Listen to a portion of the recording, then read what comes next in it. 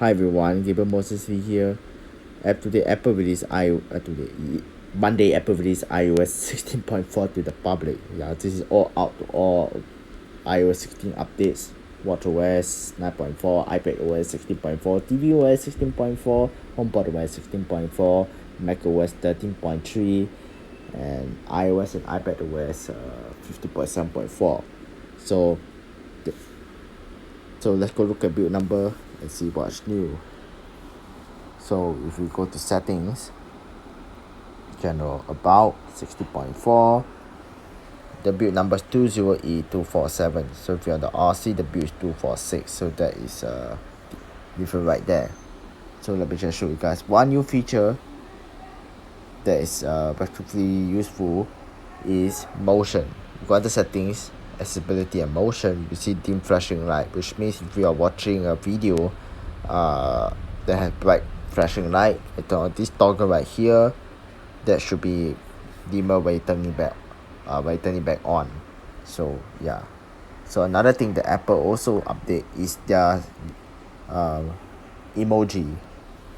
There are 21 new emojis, for iOS 60.4. So that also has been updated.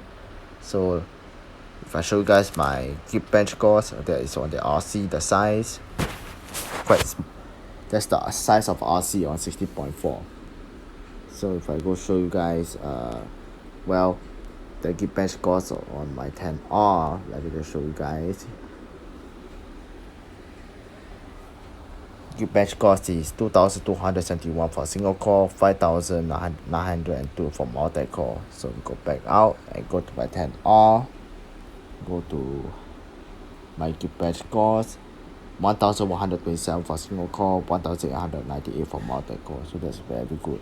So Apple also released Apple Music Classical, so that is a separate thing from iOS. It's a app release, and then one new thing for beta users, if you are running developer betas, the private developer betas, once you install 16.5 beta 1, which is out as well, you can no longer once you install it and then go back to the toggle right here, it shows either off or public beta. So Apple noticed that your Apple ID is not a developer beta Apple ID, and then if you press on it, you can use a different Apple ID for betas if you are running a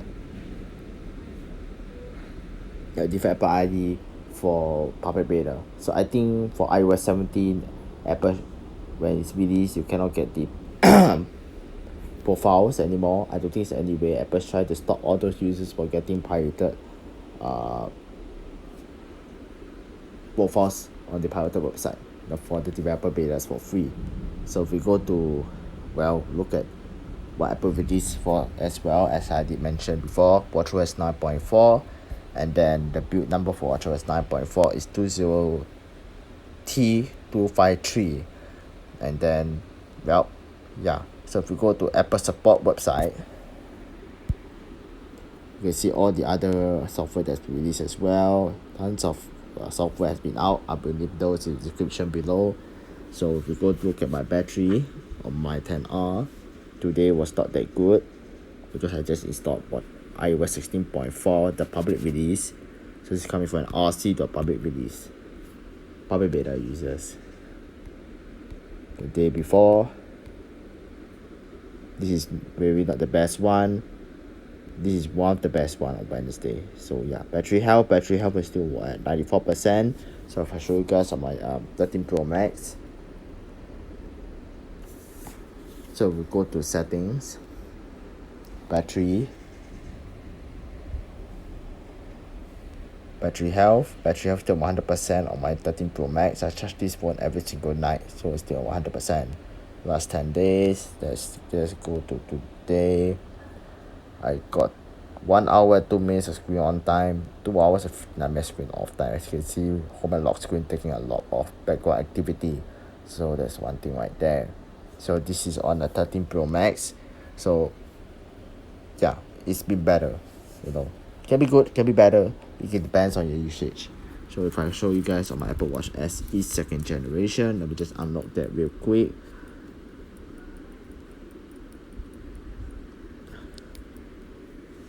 go to settings, battery health.